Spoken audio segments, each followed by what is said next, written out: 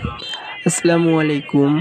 ভিডিওতে যে ছেলেটাকে দেখতে পাচ্ছেন যে কিছু টি-শার্ট নিয়ে বসে আছে একটা গ্রামের বাজারে বিক্রি করার জন্য। তো এই ছেলেটা একটা আবাসনে থাকে। ওর আব্বু পৌরসভায় একটা সুইপারের চাকরি করে।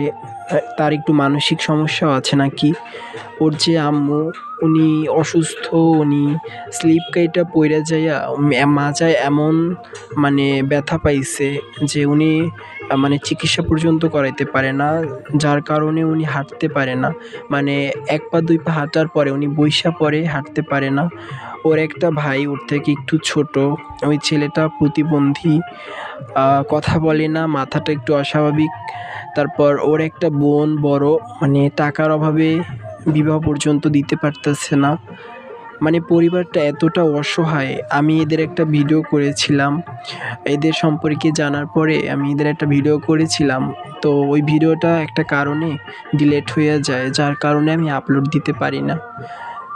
তো কি মানে আমি এদের অবস্থা দেইখা মানে আমি কি বলবো, আমি বুঝাইতে পারবো না যে আমার অনুভূতিটা কী ছিল।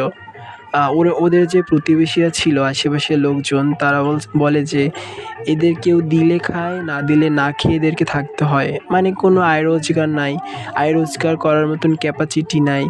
মানে এই যুগেও যে কেউ মানে কোনো পরিবার না খাইয়া থাকে, মানে এদেরকে দেখলে বোঝা যায় এখনও আছে।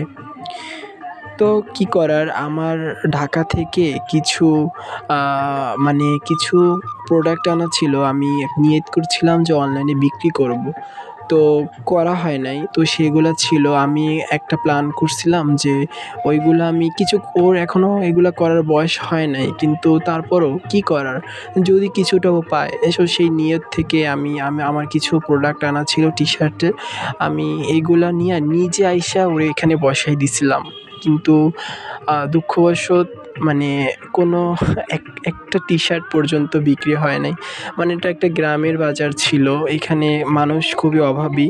তো একটা টি-শার্ট পর্যন্ত ছেলেটা বিক্রি করতে পারে নাই। আমার আশা ছিল যে ও যদি বিক্রি করতে পারতো, আমি যে মানে বেনিফিটটা ছিল আমি ওকে দিয়ে দিতাম। তো আমাকে আল্লাহ তো এখনও সেই ক্যাপাসিটি দেয় নাই ওদেরকে হেল্প করার মতন বা ওকে টাকা পয়সা দিয়ে হেল্প করার মতো। তো যাই হোক, অনেক আশা নিয়ে আসছিলাম এইখানে, বাট ছেলেটা একটাও বিক্রি করতে পারলো না। যাই হোক, এটা হয়তো আল্লাহর একটা পরীক্ষা। আশা করি সবাই ভালো আছেন, আর আমার জন্য সবাই দোয়া করবেন। আমার চ্যানেলটা সবাই সাবস্ক্রাইব করে দিবেন। আমার বিশ্বাস যে আপনারা আমার সাথে থাকবেন, আমাকে সাপোর্ট করবেন। সবাইকে আল্লাহ হাফেজ।